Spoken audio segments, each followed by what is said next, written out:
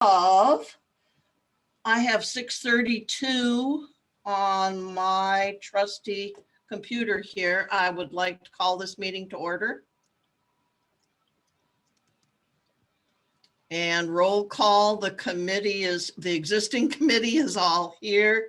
And Rachel is here from staff and John is recording us. So anyway, our first order of business is to approve the 11/7 and the 11/10 2020 minutes. So unless anybody's got any modifications or anything, can we by acclamation approve the minutes? Sounds like a plan. You have anything, Michael? No, I make a motion, we approve the minutes. I read them. All righty. I wrote them. Sounds like a plan. Okay, then if there's no objection to accepting the minutes, they're approved by acclamation. So we talked about beforehand remote meeting access. We will be, for the time being, recording our minutes, and they will then be found on the Sudden Valley website after each one of our meetings and where our minutes are posted. We still have a current vacancy. I don't know. I asked Lauren on either Thursday or Friday to put up a new announcement because it gets buried. I didn't see it yet on Friday, but I haven't looked today. I asked her to put up a notice for N&E and also for ACC. And she said she wanted to check with ACC, but I had talked to Nicole beforehand about this because they have actually 2 vacancies yet, which is ACC, but it's part of N&E's responsibility to see that notices get posted. So I'll take a look and see if she got it up today. I'm not sure, Rachel, what days she works. She works Monday through Friday. I'll follow up with her too tomorrow and make sure that she got it posted. It's just that with announcements, they get lost. I know I also sent 2 articles for Brent, and he's already confirmed it, to be posted in the views. If any of you know of anybody who's interested in coming on the committee, by all meeting, tell them to fill out a form, that sort of thing. We sometimes go a long time without filling our vacancy.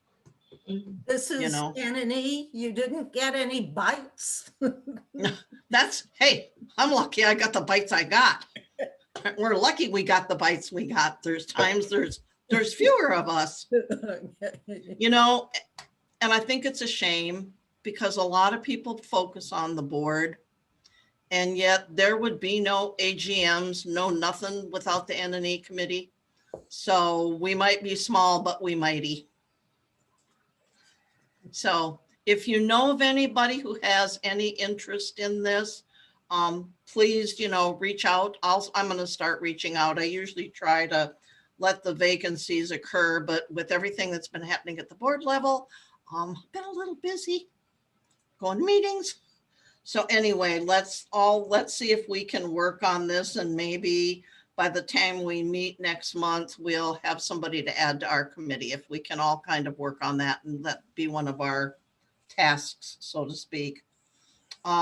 Speaking of which, is the next order of business, discuss the 2022 committee roles.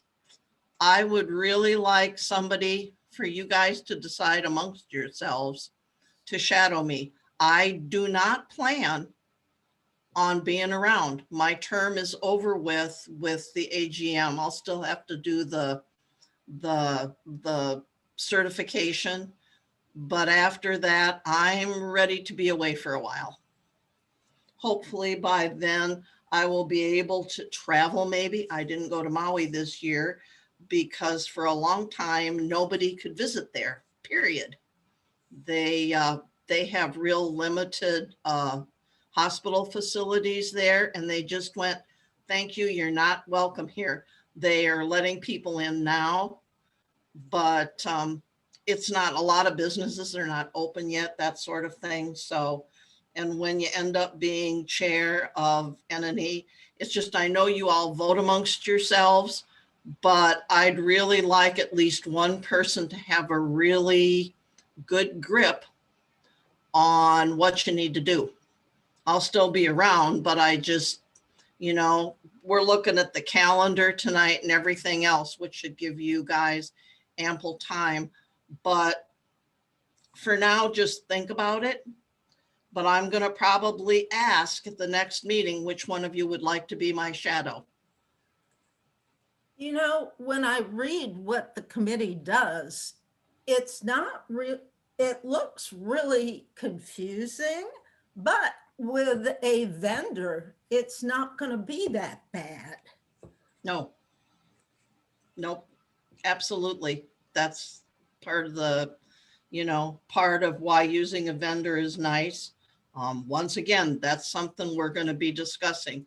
You're still going to have lots of hands-on because we still have to vet the ones that come in through the front desk. And that's, until we change the bylaws, we're required to take those drop-off ballots. Do you check signatures? Oh, sorry, Mike. Go ahead.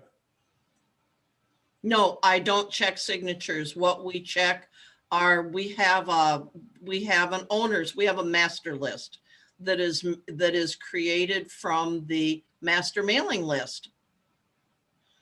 And then that's what we go against. There are times if homes keep selling the way they are here, although there's not a lot for sale here right now because they sell so fast, that sometimes somebody will vote, but you'll have a new owner. That happened with one person during in-person voting. We had a new owner and we had to take and nullify the mail-in ballot for the new owner. So there's things like that will happen at times. But, there's times where there's going to be at least two of us sitting with a staff person. Probably not Rachel, hopefully Davy. Davy and I are old hands at this and she's really patient with it. But between that, she has she has the delinquency list. And we see if somebody's name comes up whose ballot we receive, then we look to see if they're on that list. If they're on that list, their ballot goes in a separate zippered envelope so it doesn't get mixed in because of past experience. Not the year before I took over way back in 2015, 16, somebody was going to be helpful and they accidentally took all the just ballot only ones and they got to vote full ballots. And there were 10 or 12 of those, so it's like you get a chance to look at this stuff. And if you want to make sure that things are on the up and up, that's a really good way to do it. I will say this, that with the way that Unilec does their envelopes, it is so much easier to read because there's that little thing where the printed division and lot and the name is. You have no idea how hard it is to read some of these envelopes. If it's just, even when you tell people to print, some people, they're printing and their signature doesn't look much alike. But no, we've never gone to the depth of asking for signatures.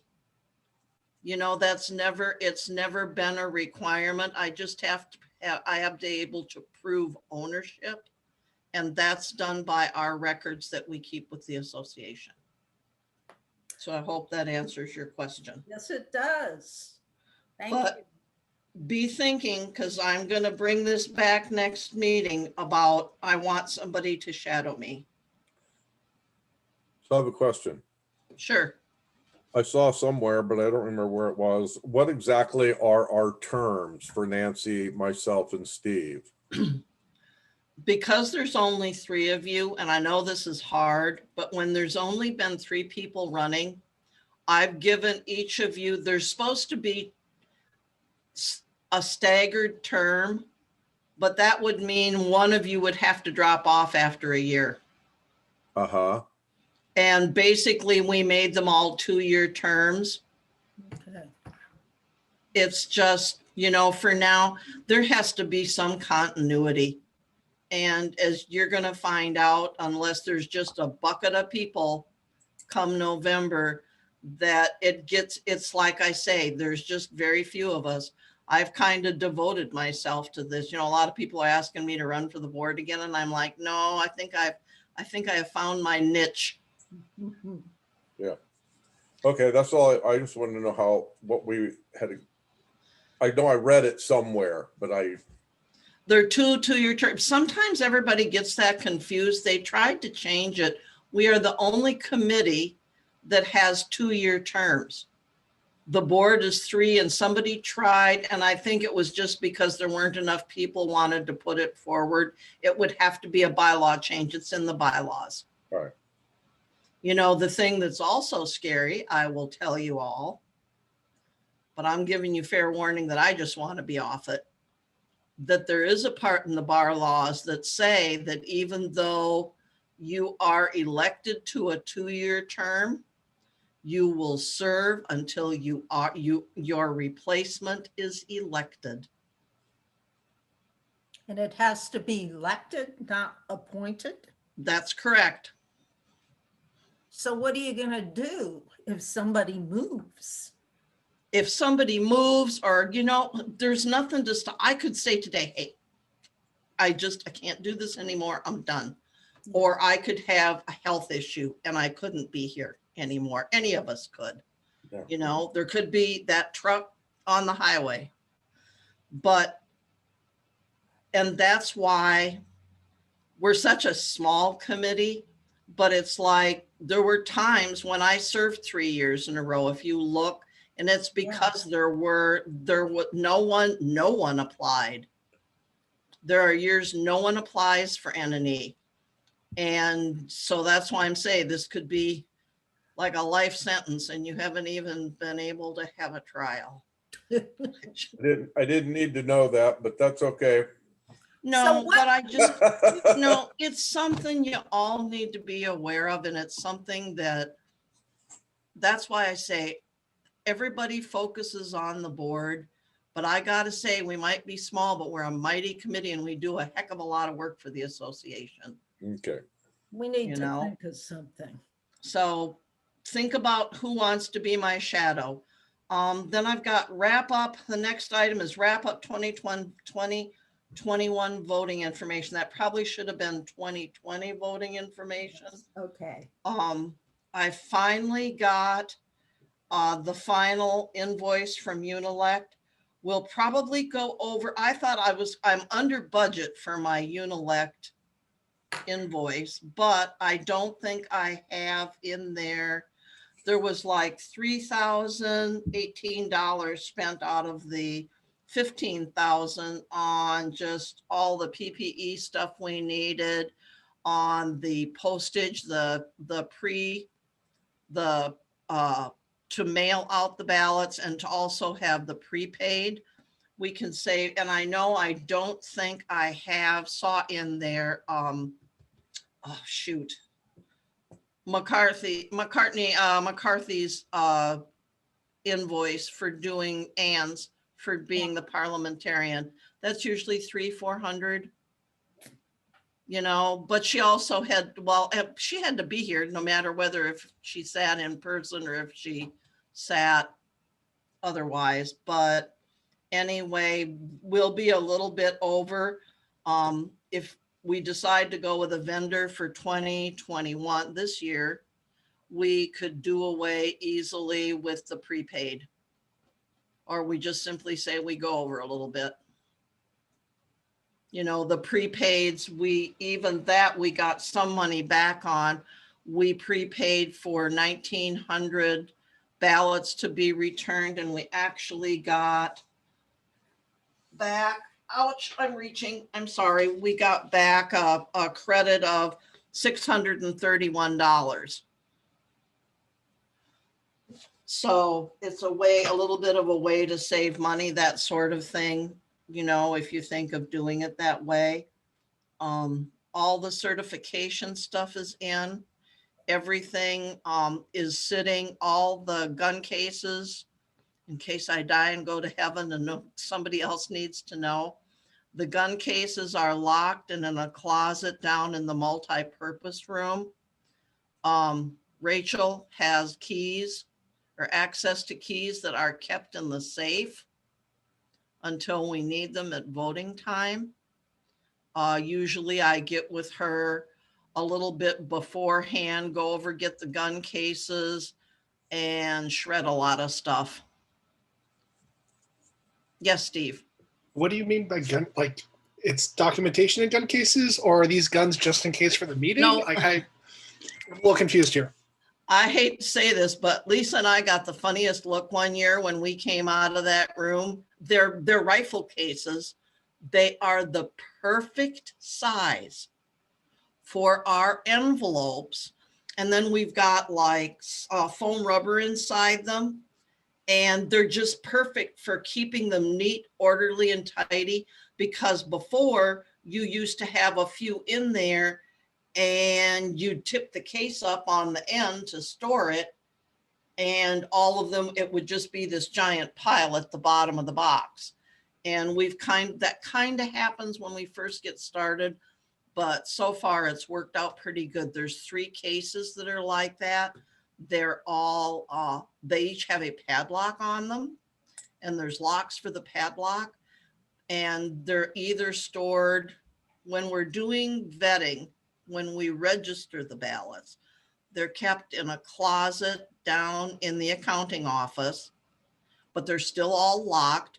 Then they're brought out into the conference room down there. We do our vetting for the day. Everything gets put back in the gun cases, locked again, put in the locked closet, and we go on our happy way.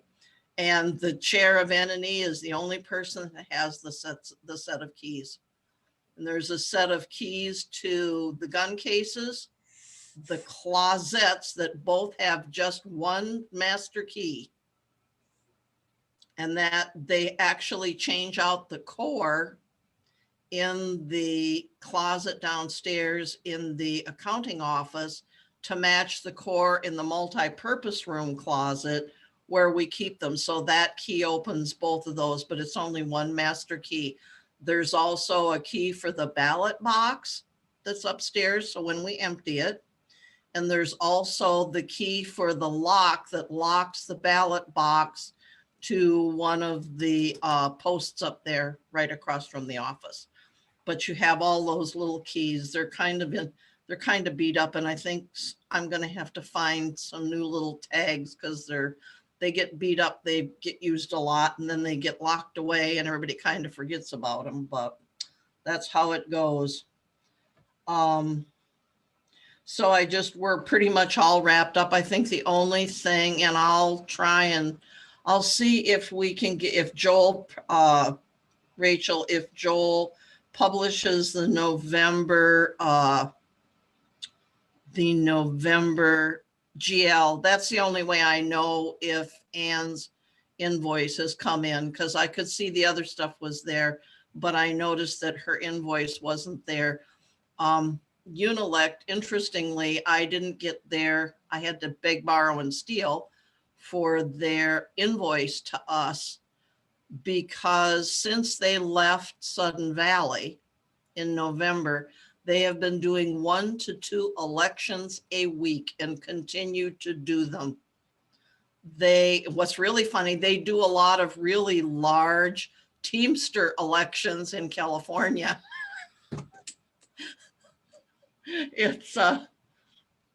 But we're talking, all when they have their big elections and stuff, but they've been doing that. And I begged her, because I wanted to be certain that before Joel closed 2020, that invoice got posted to it, or it will get posted in 2021 and it'll look like we're way over budget.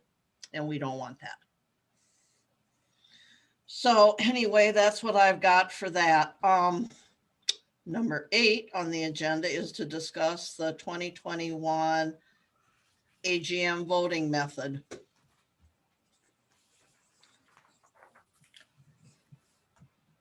I really think we need to count on doing, and I hate to say this, I like having an independent vendor.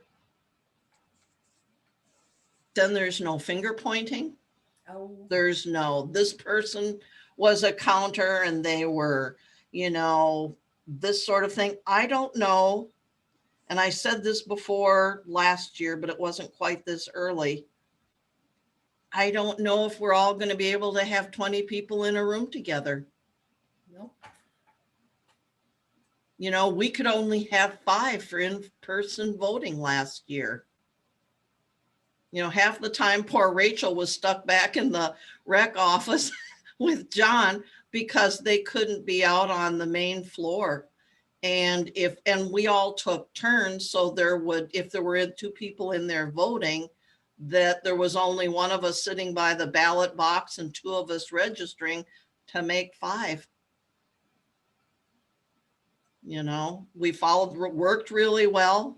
The only thing we found out is those little thermometers that they read your head with, they do not work well outside. They don't like the cold. No, they don't. And we had to bring people in and keep them indoors right by the door in there to keep them warm, and then have somebody walk in and have their temperature taken there. We had to modify our procedure, but that's how you learn how to do this stuff. But anyway, that was our hiccup with that. The only thing that if we do decide, and it's a committee decision of whether we go back to trying to do it in-house or whether we stick with a third party, we're going to have to make sure that we find 2 or 3 members of the community above reproach that can help open envelopes. That's what just killed us. And it was just an oversight on my part, because they don't open, they bring all of they had 800 some returned to them. I want to say 883, 838, something like that. All of those they brought, but they were all still sealed because they can register them really easy with the barcodes on the back. I can't tell you how quickly they went through the almost 300 that we had here to register them. It's just zippity doo dah. They have a little scanner like is in the stores. And Catherine stood there and just went through them and kind of, opened them up.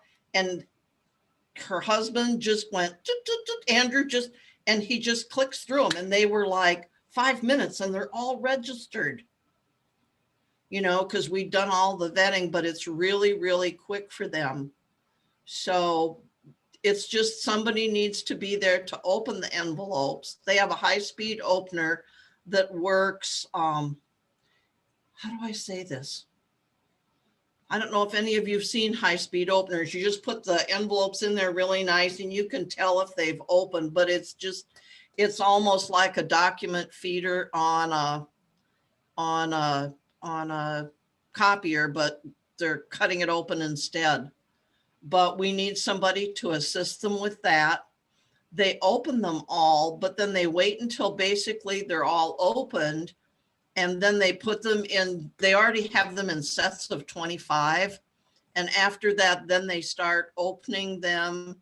Sometimes when you're opening them with the opener, they'll get cut.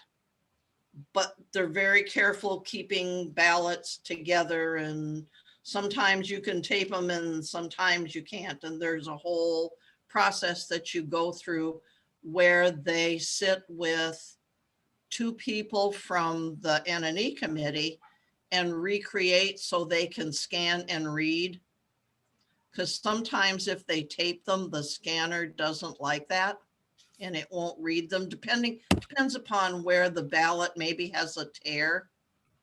If it's across a vote, it won't count that, and they don't want an inaccurate count. But it's a really good process. It's what I think some people saw during the national elections, because they use high-speed openers too. They were going, I saw people voting those. No, what they were doing was recreating. No, you recreate a ballot because all of them have a number. And basically, that's what's in the gun cases now that's down in the closet, because you have the original ballot and then you have the one they recreated. So all of that's there in case anybody ever says, oh no, you changed my vote. And you can go, oh no, I didn't. See, here's this and here's that. So that's how they do that. But we're going to have to find 2 or 3 people that can help Andrew, because usually it's Catherine that handles the registration during in-person voting. I don't think that'll be hard. I think we can find 2 or 3 people out of 5,000. You know, and they don't have to be there all day. You know, we could ask them for a time of, you know, hey, when do you want them in here? If they go, have them come in at 10 o'clock. And it's like, once you get through most of them, once again, they will open them all, but they wait until all of the in-person voting is done. And then there's a separate run for the day of ballots, just like we do that sort of thing, where we have separate counts for the day of in-person voting and then the mailed ballots, but it goes so quick. Well, I'm sold, Linda. I think we ought to just stick with ULAC. When you So I don't know how my fellow committee members feel about this. Okay, that's a good thing. Let's see. So Steve, what you think? My opinion on it is I don't like the idea of us having to spend extra money to get the votes counted.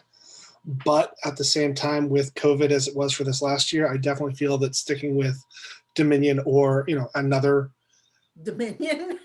Sorry, not Dominion. Who was it again? Unilec. Unilec. Thank you. Unilec.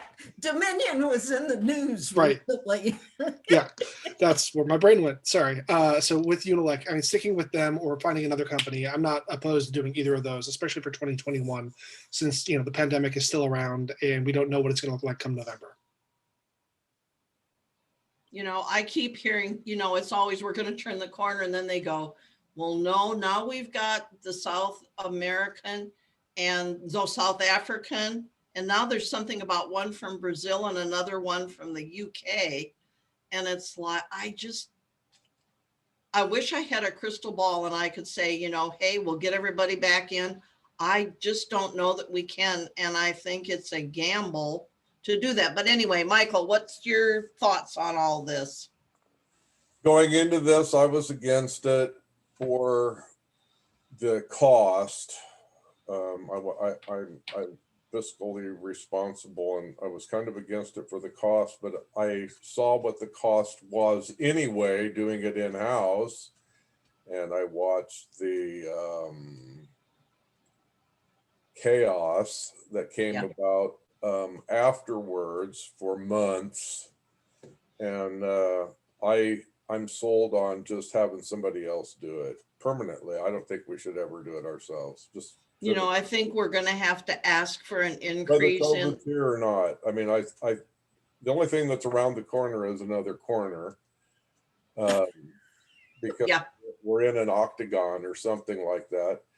But I think it takes all of it's above board, and that's my whole point of being an N&E is I want it above board without reproach.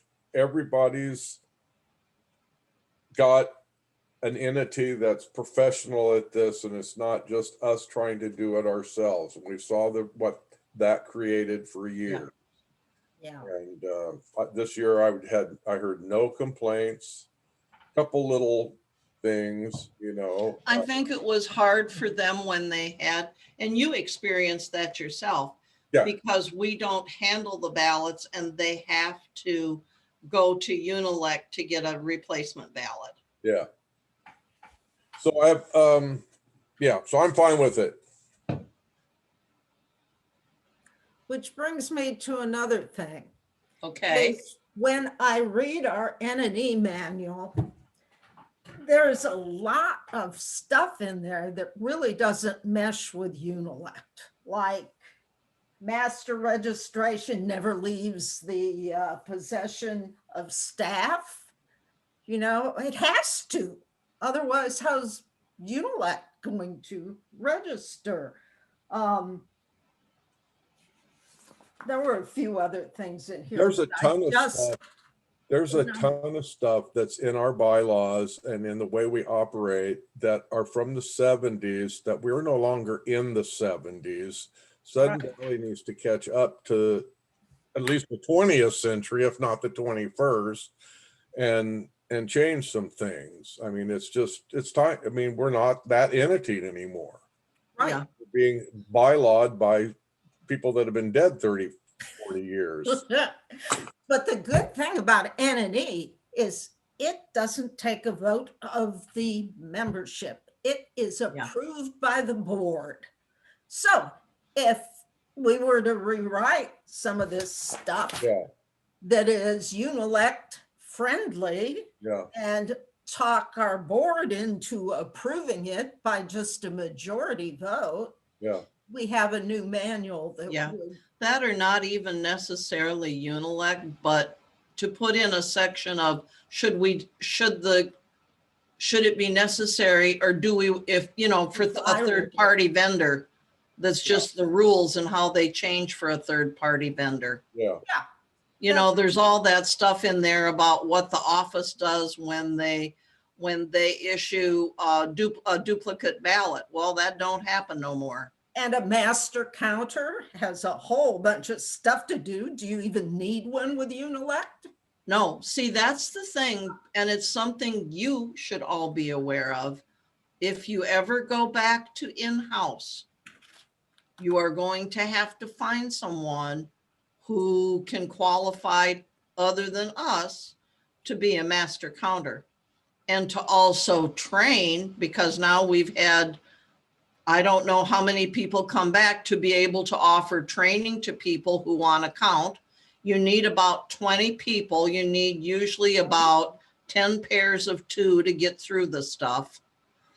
And to offer training to those people and then be there and make sure nothing bad happens.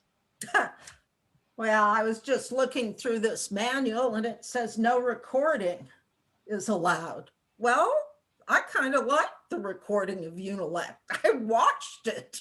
Well, and you know, we were talking and stuff, and I'm kind of like the recorder has to sit so far back in the room to take that whole long table in. But that whole long table was all they needed for all of our ballots. You know, it was like, I think 3 or 4 tables together, but it's amazing how quickly they set up and can do their thing. But, you know, I definitely think like, it's just something that you guys need to be aware of, that if you might get pressure at one point in time, I don't think you'll get it yet this year, about going back to doing it in-house. Well, in that case, I quit. Yeah. Because I'm not going to do all that when it's completely unnecessary and the cost of Unilect is entirely reasonable for an organization with a budget like this. Yeah. You know, and like I say, we can always go back to, I think it was nice, and it'll be up to the board, because we'll have that little bit over budget that we are, that if they don't want to offer that, that's, you know, 1,900, 2,000, you know, however much it is that I can't even remember what it was now, that we had to put on deposit with the postal service, but they true up with us because we always just go for the maximum number of votes, and that way the money is there, and then they give us the credit back at the end on the invoice. Where is the little manual you're talking about, Nancy, I wandered through the bylaws and everything on SVCA and found. Did you get your binder? I have a binder. Last tab, Okay, Last tab in the binder. It's, N&E manual. okay. I didn't go through the binder. I got looking at it and went, I don't see where any of this pertains to me. All right, Yeah. 90% of it didn't. Okay, I'll look at the back. okay. Last tab. And you know, you may want to have that as a goal for this year, but first we're going to take a quick peek at the N&E AGM timeline. Oh, good, because there's something else I want to mess with on that. Oh, you're going to love that. So when the kid does this for you guys, and it's this page that's in your agenda, I kind of try to do it from July on, because for us, in June, we'll take a look at the applications that we put out for the candidates and see if we need to make any changes to stuff. I think this year, if I make one change to the letter that goes out to all candidates, it's going to be that you're going to have to submit, and I would like to make it part of our manual, the current year application. That was just a nightmare when that one came in last year. And it's just, you know, luckily we had referred to that specifically because of the timeline and everything in Unilect. If we use a third-party vendor, again, there's some things, and I believe you in that evaluation done by the last year's N&E committee, we need to make sure that we don't have to send materials until after that normally candidates have 5 working days to withdraw their name from candidacy if they put their name in the pot and they decide I don't want to do it. I think it's working days. I don't think it's calendar days. It's working days, which means it's the whole damn week. And there's no reason for it to be 5, because really all they have to do is figure out, whoops, there are 4 of us running for 3 seats from the Yeah. 0-0 club. Yeah. And one of you needs to draw a short straw and drop out so we don't split the vote. It doesn't take a whole week to do that. We were trying to be fair about this, because a lot of times you don't draw until the middle of a week, you know, and then with nobody in the office, you know, on a Saturday and a Sunday, that's not fair to staff. And that's why we made it working days. But why, if you're going to do a drawing I understand what you're saying. on the day that you basically figure out who's going to run, Yeah. why? It's Would just, you need 5 days? Why would you need somebody to give somebody 5 days to sit on their hands and Yeah, think a about it? lot of times during that period of time, Nancy, normally this last year, I told everybody that if you're going to run, you have to have your biography and your photograph into me by the close of when we draw names. I normally don't do that. That's not fair. And normally that week afterwards is where they have time to submit their photo, submit their biography, and board members get to submit their vision statement. 3 days sounds entirely reasonable to me, because Yeah, in the electronic age, I have to say, when the first year when I did this, the office staff had to retype them. Ooh. And some people wrote them by hand. And some people made mistakes in their language or their spellings, but you're not allowed to correct that. And we just went, That's absolutely nuts. So we basically did whatever we could to get it in editable format. And that way it's cut and paste. And if people say the wrong Put that thing, they, out. huh? Couldn't we just, one question is, why are there why is there an old form and a current form? Couldn't we purge the old form out of our system so that there's only the current form? You can't get an old form.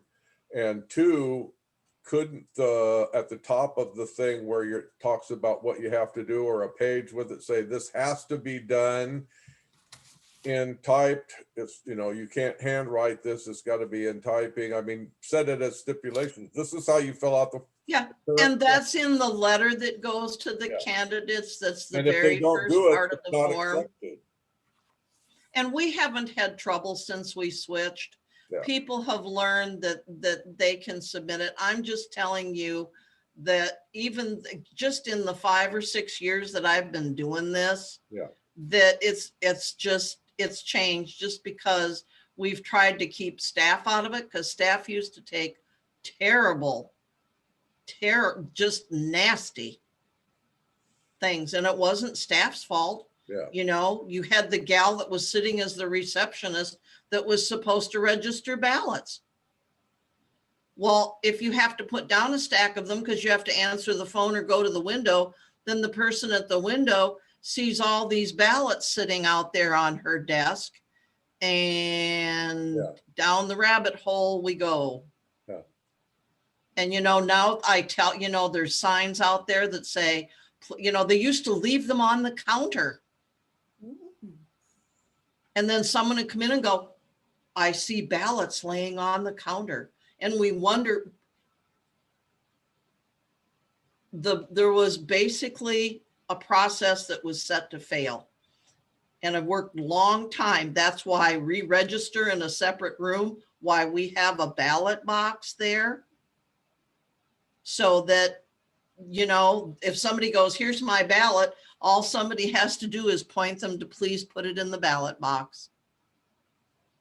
And what's really nice is with them being mailed to a third-party vendor when they mail them back, you don't have staff even having to handle the mailed ballots like they did before when they'd come in. Yep. So there's just tons of good things, Right. So But am I anyway- the only one who thinks 5 days is more than they need, more than someone needs? Because what it would do is get our materials to the vendors sooner, Yeah. which may be a little less expensive from a vendor that has more time and isn't having to give us a rush job. It would allow you more time to get the candidate list into the views, because you want them in that issue, that first issue. A whole week, it's just. And like I say, this is maybe something we plan on being one of our high priorities this year, of making changes to the N&E manual and the voting thing, and just because a lot of this is strictly within our manual, it's not in the bylaws. Okay. Yeah. Good idea. And we just make this part of our process. The only thing that we'll have to be mindful of no matter who, what, where, what, we're going to have to give those days, whatever that is, to the candidates so that we have that date, that's when we send it to the vendor.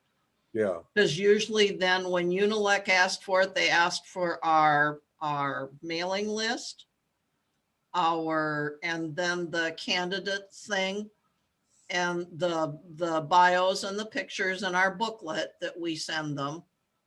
And I think and then they sent us a copy, because we use their version I usually just send them the candidates and the measures. They do our ballot forms so that they can read it with their scanner. So then I send them that, and then they send us back their sample of what their ballots look like.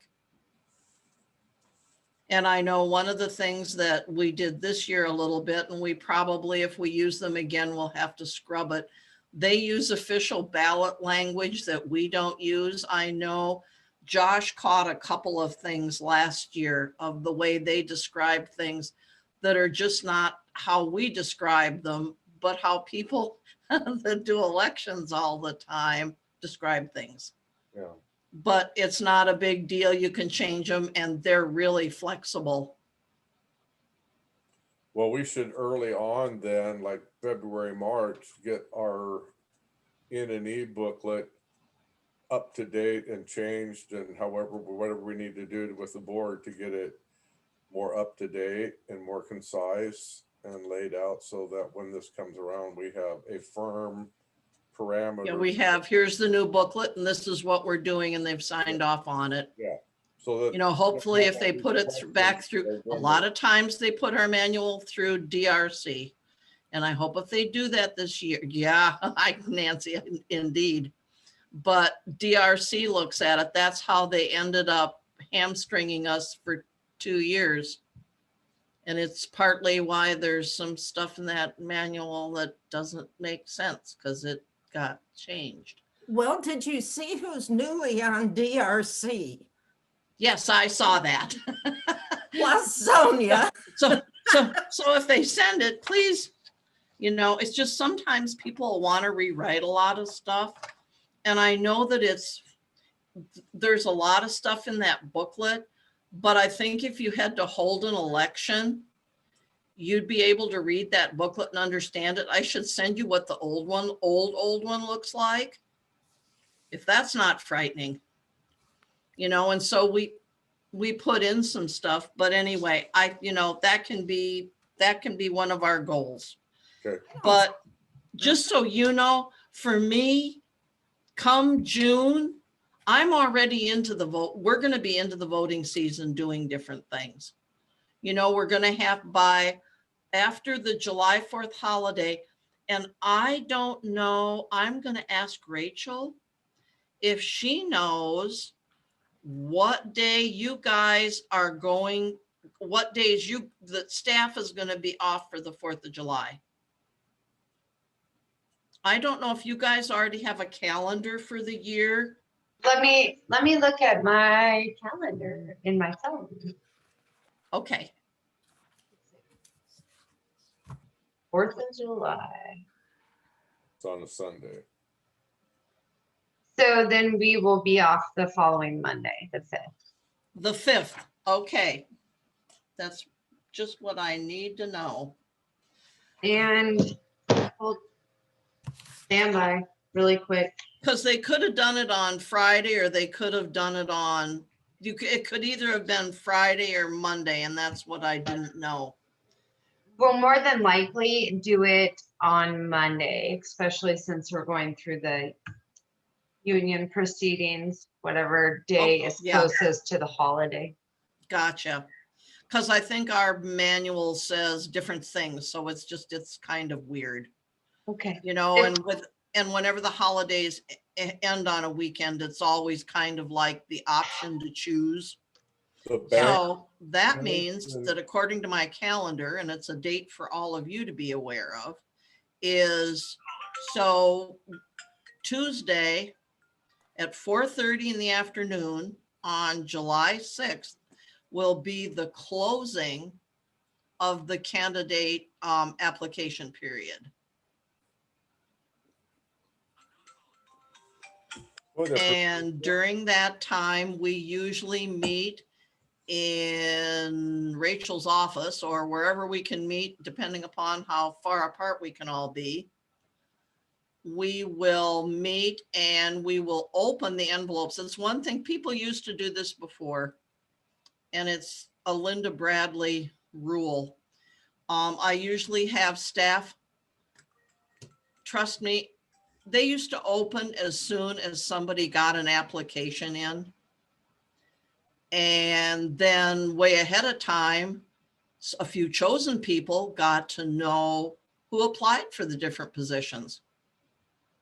Oh, okay. You're talking about when you say opening July 5th or 6th, N&E opening of candidate application period, you're not talking about opening envelopes. No, You're talking about, we're talking about, that's when we put out the applications for them to apply. we can start applying.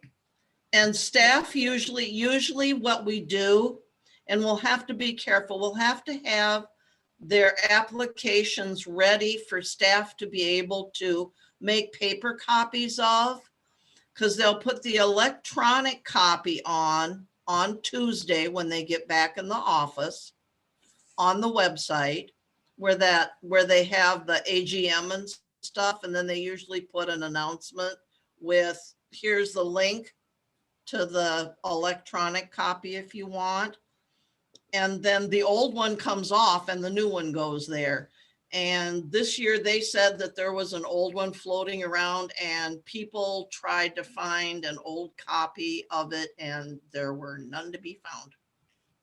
I know where you would have gotten one, and that's in the manual. If you Xeroxed the one at the end of this N&E manual in the book we have, there is an old form. So if some board member or somebody committed, just whoever went to one of those review things, Yeah. like we did on January, whenever it was, 9th maybe. Yeah, Uh, and they can, you and they have- can always ask staff, and if they have an email address, staff can just send the electronic PDF to them too, to print Yeah. out on their own, whatever. So after the 6th is when the forms will go out. So we will have to be on our game. And I will make sure that our June meeting has something about that so that we tend to business. I may send you guys something ahead of time for you to just review and see if there's anything we need horribly to change. There will be changes from the one from this past year that we used, because I had everybody up against it because it was the first year we had used a third-party vendor. So anyway, that's when all of that starts for us. Then a lot of it during July, the board thinks, but we're going to have to think. And and it's, we'll talk about that with goals, but it's like bylaw changes, that sort of thing that the board needs to look at on their own.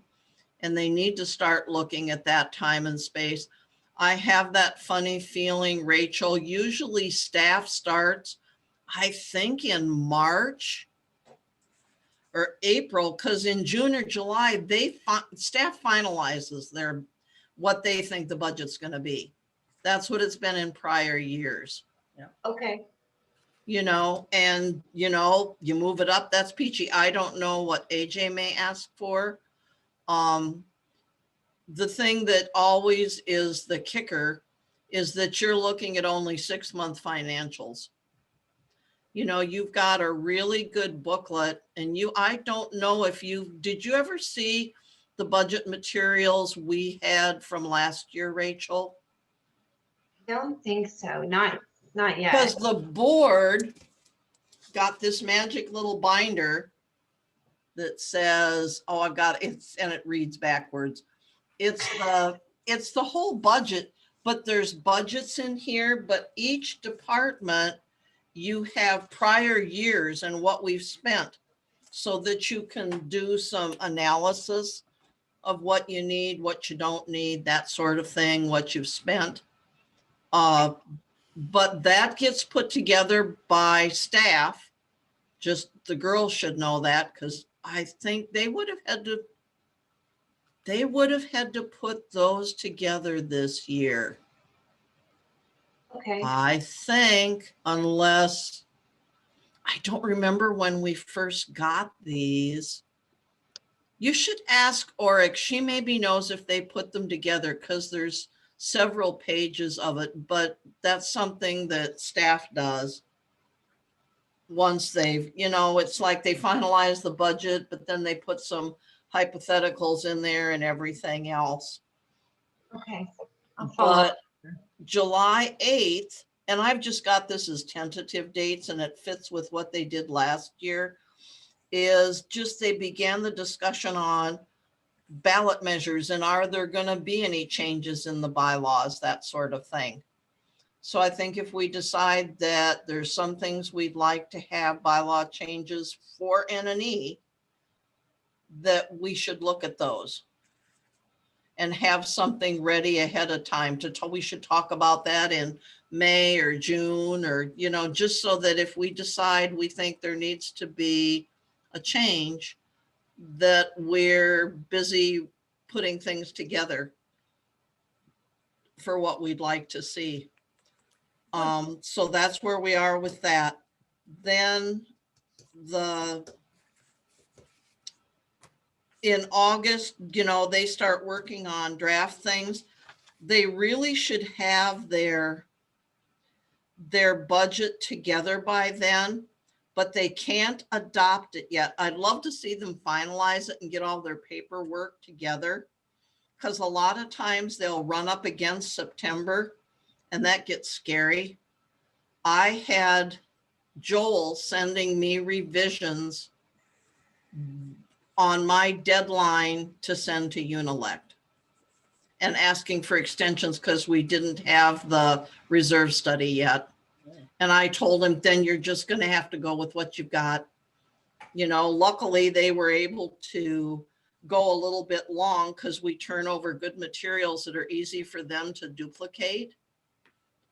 But, you know, it's like, I would like to see them start early and stay early. And then you just have, I think this year the timing is I think their schedule calls for a regular September 9th board meeting that they could adopt the 2022 budget on, rather than having to have a special meeting to fall within, state law says, within 30 days of adopting your budget, you have to send notification to the members. Well, then in our bylaws, it also says I need to give them at least 30 days to get stuff back to me. And so you work with those two numbers and you come across a happy medium, and we're within that time frame. Because once again, we're lucky enough that it's going to be a year where the AGM is later. There's times when it falls on the 1st and the 2nd sometimes that are absolutely it's a real ball buster. It's very, very hard to do. But that's down the road a ways, and luckily we still have time to do that. But I'm kind of with Nancy of if you give people less time, because it'll be on, if I'm not mistaken, September 6th is Labor Day. And I think you just get one day, Rachel, rather than the 4th of July. And I think it's just the 6th. So you get your Saturday, Sunday, and then Monday is Labor Day. Yep. Sorry, I'm just double checking a proposal. That's okay. So the 7th will be that deadline when we go at 4:30 in the afternoon. And I'm sorry, Nancy, you were right, 4:30 in the afternoon after Labor Day. And basically I have all of the applications put in the vault. And Lauren and Oryx are really good now. That I think I scared them to death this last year, because it was just, people were saying, you know, hey, I turned in my application, and I'm like, did somebody turn in their application today? No, didn't see one. It's like, no. And then it's like, oh, it's here on my desk. No, get them right away. And all I tell them is just, you don't have to tell me who, you just need to tell me that an application came in, and then they're to date stamp them. And then as far as I'm concerned, they can go in this giant envelope in the vault and they just stay sealed. They don't get opened until we're all there to take a look at them together. We usually open them ahead of time so that we are able to vet them, because with that we are required to do. Yeah. One year we waited and did it during the drawing after we started the meeting. And Lisa was away. I think she was having surgery. And one of the second gals tried to just do it in the sunshine room because we still can spread out in there. And that's usually where we just meet to do this and just spread out at a big table. And then John does a video or a live stream of us doing that and do the drawing, but we vetted, but she wasn't able to vet and we had to go back in her office and back and forth. So we just all get together and vet ahead of time, even if it's just a half hour before, and sit in the sunshine room together with Rachel. And Rachel will be the person that does it, but just then we'll open the envelopes there together, look at who we all have for candidates, put them into the different piles for N&E and ACC and the board, and they all get vetted. And then their names get typed out. And then we make little things and we make little tabs and they all go in a shake a hat and we draw names. And that's how it's done. The luck of the draw. But it's just, I found out that I like making sure that we have everybody vetted beforehand. One year, because Gil was offered, they hadn't updated something. Someone who it was one of the years where it was an early AGM and the payment didn't come out for this person who ran for the board until the 5th. But this was before then, so it looked like they weren't current in their dues.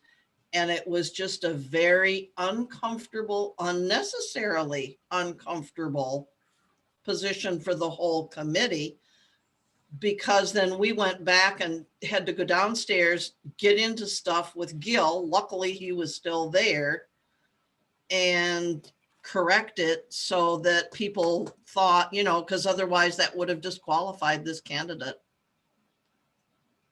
So we try and have no surprises, so that if we're there ahead of time and Gil is still there, that we can check on some of this stuff and make sure that, it's probably not going to happen because it's the AGM's later again in this year and closing is later. But when it's earlier, that can be problematic. And it's nothing to do with us. It's just the way, people have their payments on ACH, and I believe they come out on something like the 5th of the month or something. Gil just does a huge batch to send out the payments, and it just was just a fluke. But when it happens, it's horrible. It will just stop you dead in your tracks, folks. Yeah, there is one thing before I forget about Okay. this N&E manual. Do you have it in a document? Oh, yes, I do.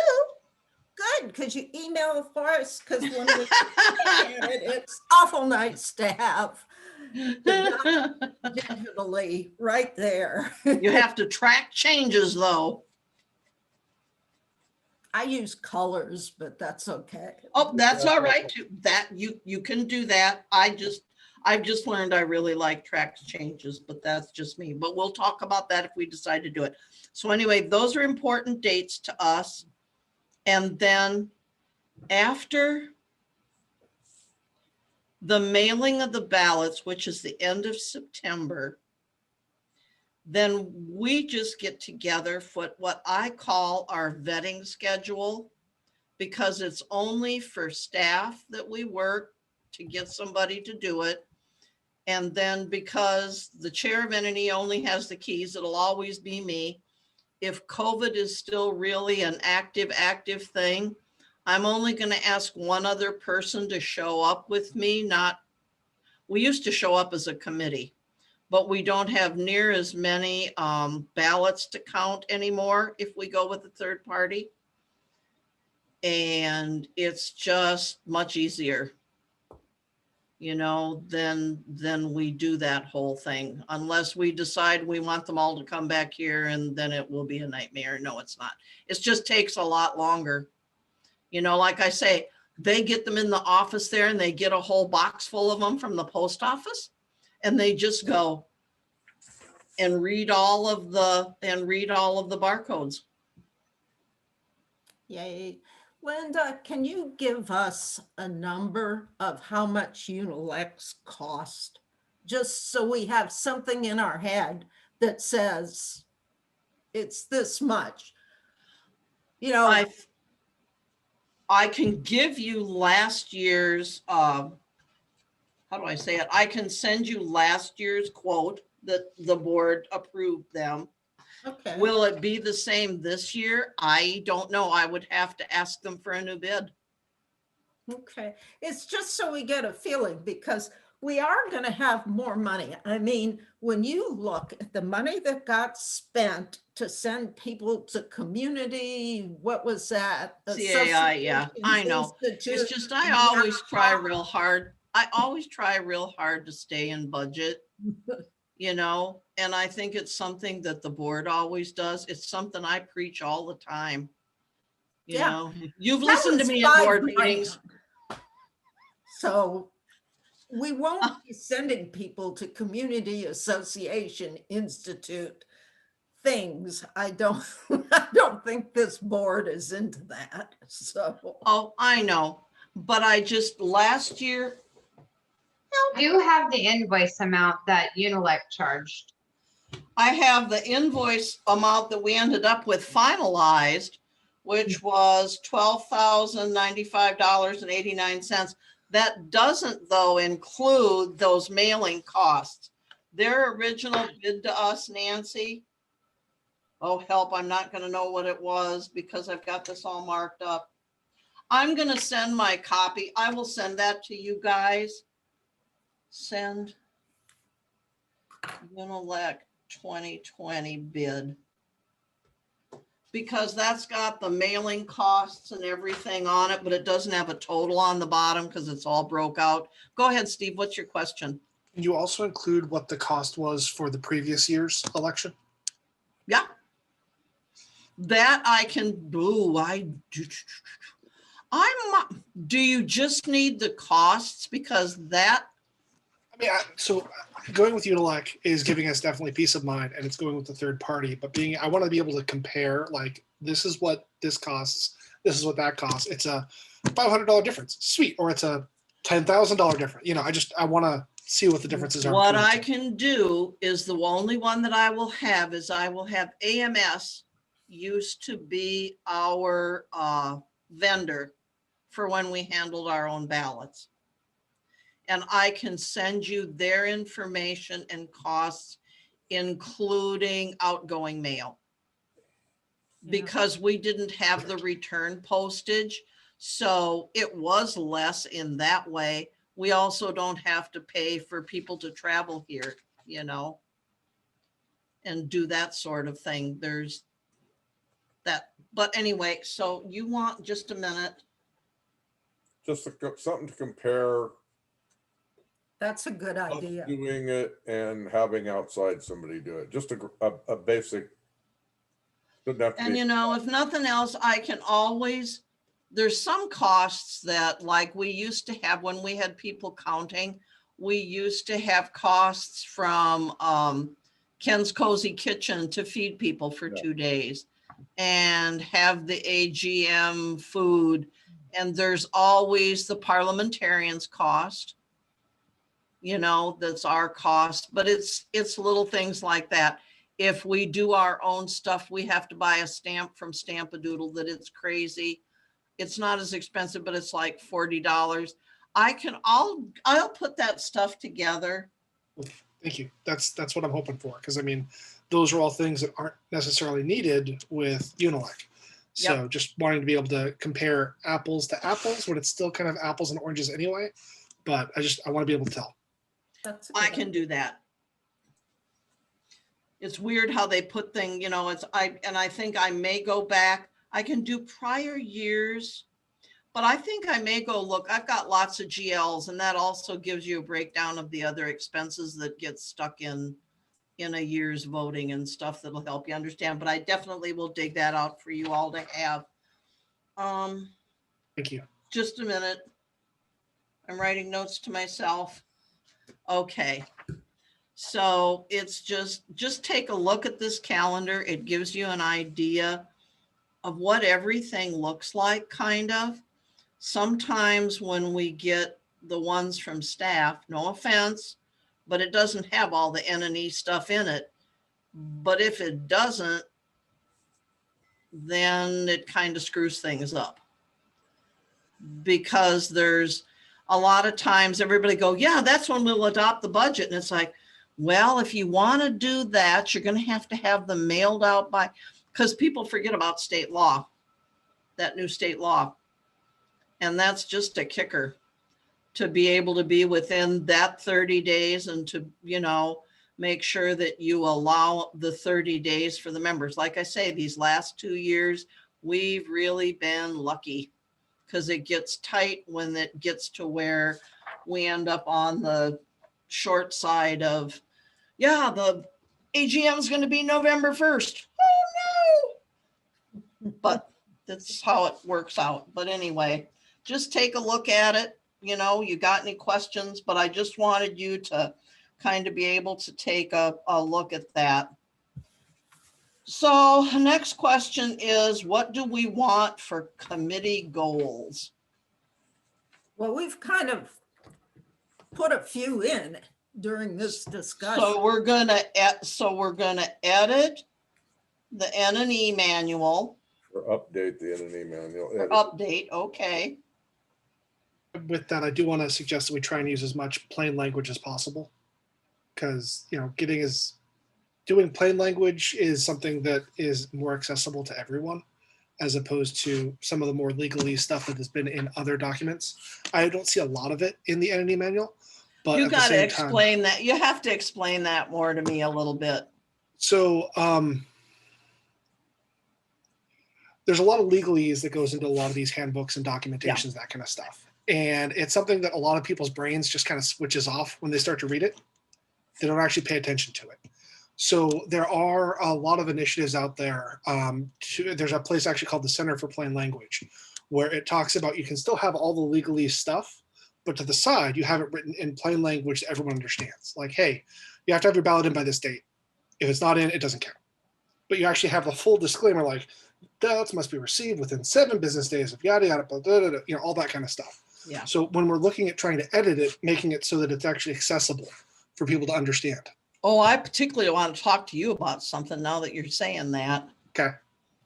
It's just, you made me think of something, because it's something I always struggle with. It's got to do with our booklet that we send out to everybody, and the instructions for, there's 2 instructions. There's the one that comes in the back of the ballot that's from Unilect, and that's one that I know we need to make sure we work on, but also the one that's on the back of the voting pamphlet that kind of says, here's how things are going to come to you, that sort of thing.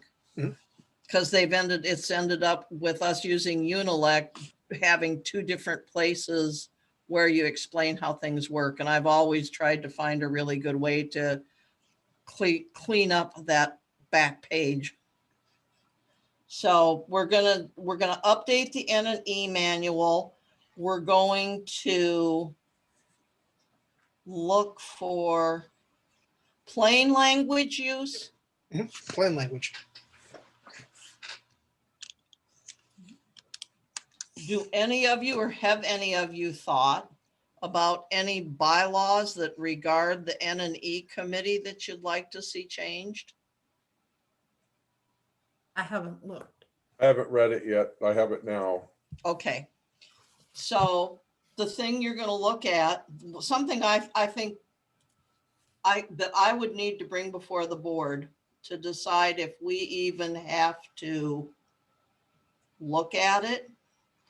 Online voting has been approved by the board. And not that we handle it in-house. Once again, it's done through a third party. I do it every year for my annuity. And a lot of people say there's the whole question of security. But in talking to vendors like we did last year, we found out that the way Sudden Valley is set up, we can't do online voting until, much like the state of Washington does, we do not have the stipulation, which is in our bylaws, that separates a member in good standing and someone who is delinquent in their dues. Oh. You get a ballot to vote for any state election and you get it in the mail, but it don't make no difference whether you're current in your taxes or you owe the state $1 million. Yeah. You still get to vote. In Sudden Valley, if you are a delinquent voter, you only get to vote on the budget because state law demands that any person who lives in an HOA is allowed to vote on the budget, whether they are current in their dues or not. But we eliminate anybody from voting on any bylaw changes or any candidates. They're all disqualified for voting for those sections of their ballot. Okay. Last year, which was incredible, we had no one delinquent, but partly that was because of the mandate for the pandemic from the governor that you can't charge late fees. We had a couple of people, and I think it just had to do with them when they turned in their, you have 30 days from the first of the month to turn in your payment. And it was just if they sent in their ballot before they sent in their payments, like, nope, haven't got their payment yet. But then you'd go look next time and say, hey, is this person still on the delinquent list? Nope, they're okay. So you put them in with the good batch. And we had absolutely no budget only ballots to count, which was really good. But it's just, this is a decision that, and I don't know if I just simply present it to the board and get a feel from them, because we still couldn't do it this year, but we would have to look at several bylaw changes if they decide that you no longer have to be a member in good standing. Yeah. And that's a real hard one. So why, with all the other crap we have to do, are we turning over, kicking that dog? No, just as an Well, expression. You I'm know, not saying it's a dog. Josh, there's a couple of people on the board that are very much for us voting, doing online voting. And I have no objection to that. It's just, it's the hard question that has to be asked. Yeah. Now, if they don't want to take up the question, I just want to know, do we ask them? Because if they do, you have to make all these changes. They have to all be approved before we can do this. And I don't know if I even bring up that discussion with them. What I'm afraid of is if we don't bring it to the table to them, just for discussion, then late in the game, it'll be whatever happened to online voting. Yeah. And last year, during the meetings, I kept telling them, we tried to tell them there's things you need to do as soon, if they make the change and all the changes are approved, that people no longer have to be a member in good standing, and delinquent in your dues and the whole 9 yards that are in the bylaws. But that would be, there's a lot of stuff in there that has to be changed to take that out, to even allow online voting. And it won't happen this year, just the bylaw changes would happen. The soonest it would happen would be in 2022. Yeah. We don't even have a general manager yet. We have an interim one. There's a lot going on, Linda. Oh, I know. I'm just biting. Hey, It still should be thrown out on the table of if we want to do this, we should start on it.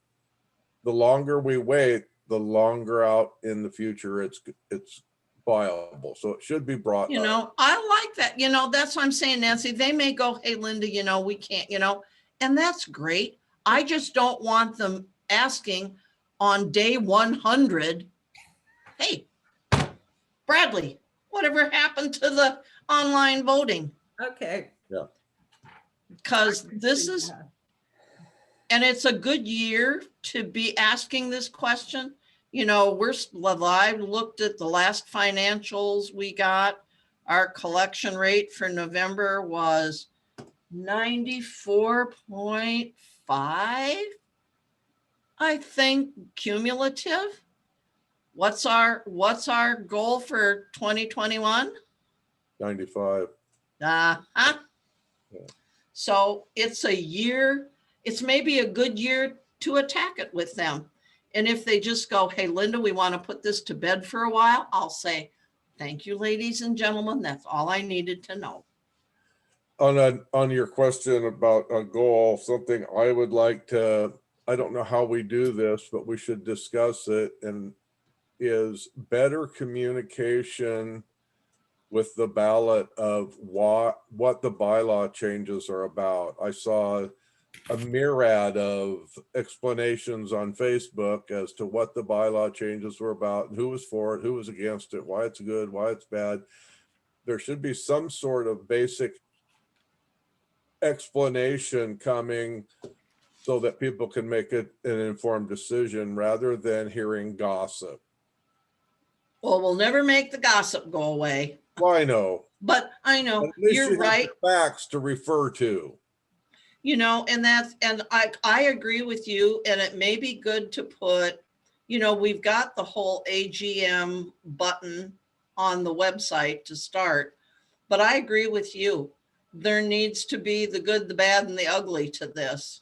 Well, when you get your pamphlet from Washington State and they have these referendums and that stuff, it has referendum for, referendum against, and then they have a rebuttal from both sides. And I always read all of them so I can understand. Yeah. Oh, I see, I understand that, and all, and then I Yep. can kind of make a decision. Otherwise, I'm looking at it and going, hell, I don't know, just vote no on everything.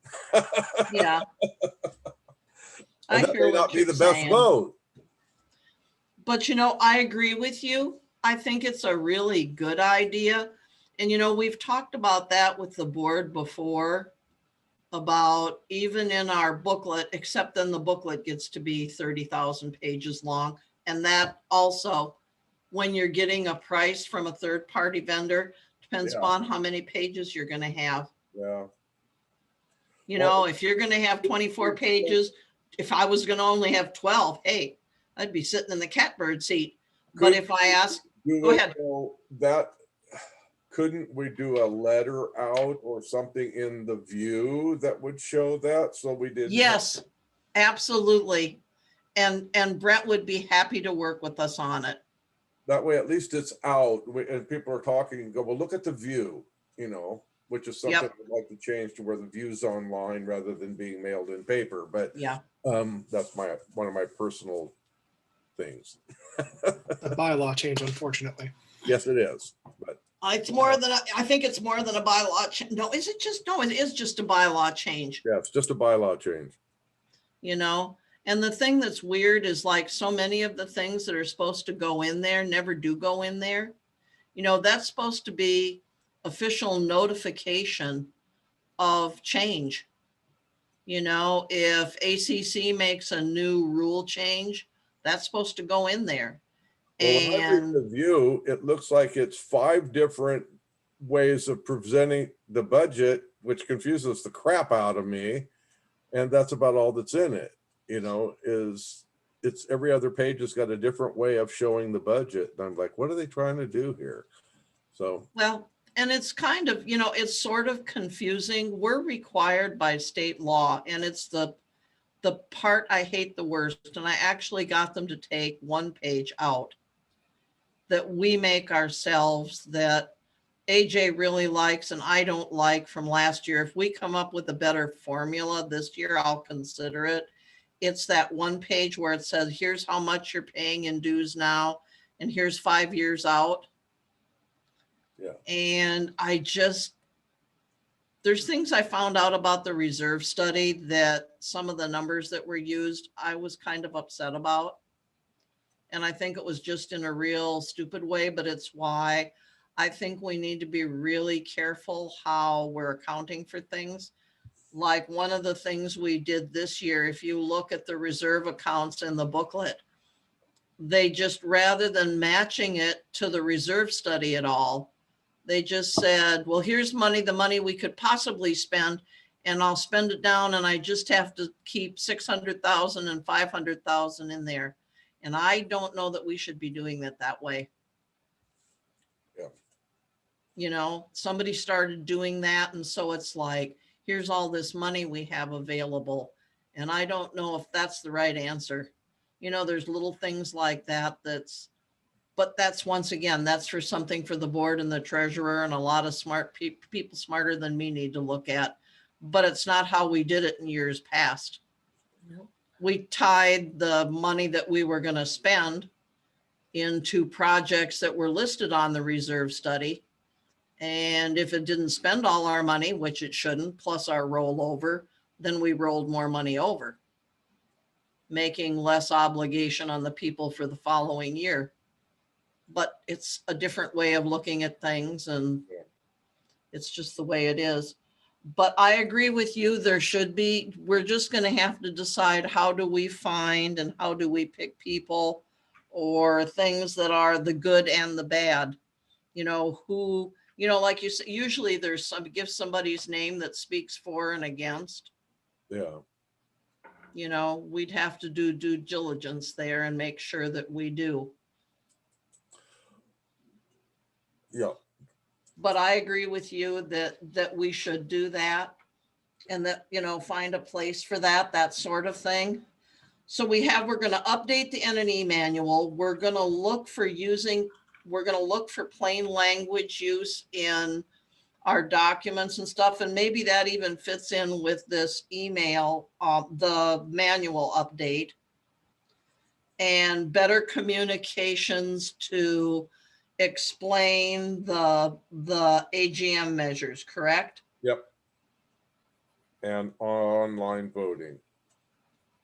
And then the thing about online, and you know, online may go away in the blink of an eye, I agree. but I won't offer it to them this time. I think there's going to be tons of stuff on the agenda. I know for certain, but I'll try and do it the second board meeting in February here, or maybe the first.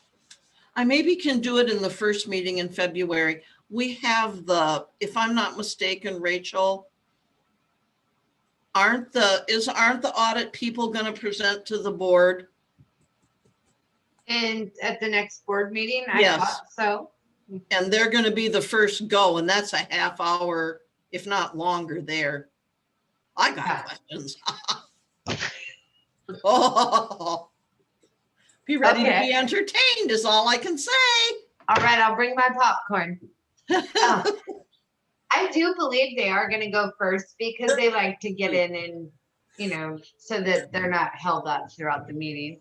The auditor. Yep, and then they have them ask their questions and stuff, and that's how it went at the finance committee meeting. Although when he got a blue screen, my computer locked because there was something that happened to his blue screen when he was sharing, that there's something in my safety, in the safety that my security on my computer. I went to black screen and I got the big words across my screen locked. And that's always frightened the daylights out of me. And what it means is there was something going on that they were afraid I could be compromised, and it locks my computer for a couple hours. Wow. Wow, that's crazy. Yeah. What are you using for a security program? Just out of curiosity. I'd have to look. I'm not sure. Just a minute and I'll tell you. Haven't had dinner yet. All right, we'll just go back. I'm okay. Neither have I. My husband said, no, we're not having a Denny's dinner. I'll answer you. I ate early. I made I chow did mein one and ate pot. early. You I had did a Well- the pot down there waiting for me. So. So the only thing I have to say is our next meeting, I believe, is February 22nd. I had another goal I wanted to throw in before we move on to the Okay, next. Throw it. item. So if we are moving forward with the plain language, and I think that that might be critical to do the next thing I want to try and do is, and I was hoping the census data would be out by now, but we have a lot of owners that don't have English as their first language. So getting ballots in other languages is something I definitely would like to get out there because they do definitely deserve representation as well.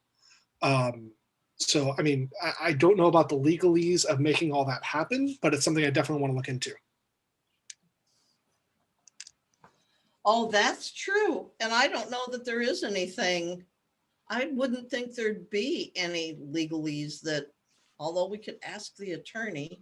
And that's what I would want But, us you to try know- and do. Cause like, I don't know if, if we're saying, this is what the term is legally, and we have it represented this way in plain language, if we have to have the legal representation translated, or if the plain language translated would be acceptable. Oh, I gotcha. Yeah. Because I think that's a good question because the county, I always see my ballot only in English, but I wonder if you send a letter to the county that says I'm a Hispanic citizen, then they send you a Hispanic ballot. Yeah, and you can look up some of that stuff, like for the Washington State Voters Guide. They do have it opted in multiple languages. But being that I speak English and bad English, I don't really have a good leg to stand on with reading other languages. But it's definitely something that I want to make sure we're having as open and fair as possible, and giving as many people the opportunity to vote.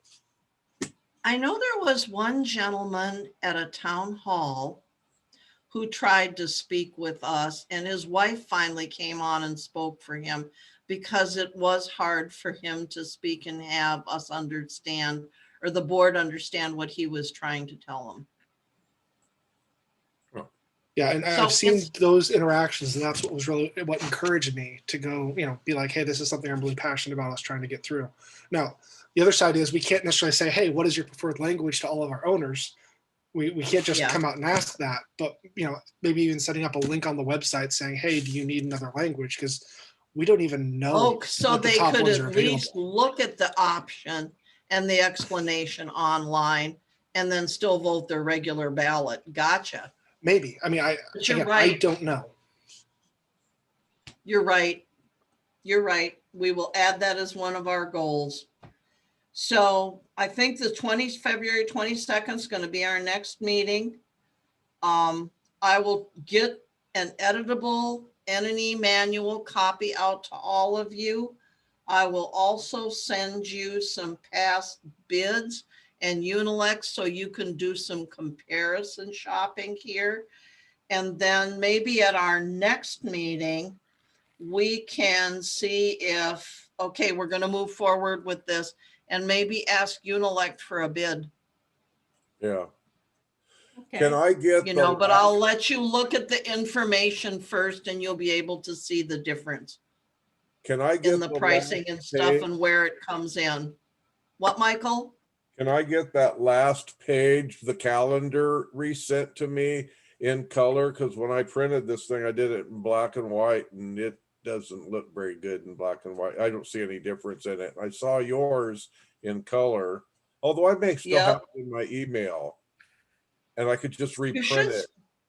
The one that I sent in the packet was in color. Yeah. Yeah, In the agenda I think I packet. still have this in my email, and I'll look, and if I do, I'll print it that last Okay. page in color. Never mind, Okay, sounds like a plan. in black and white. So it doesn't then- look good.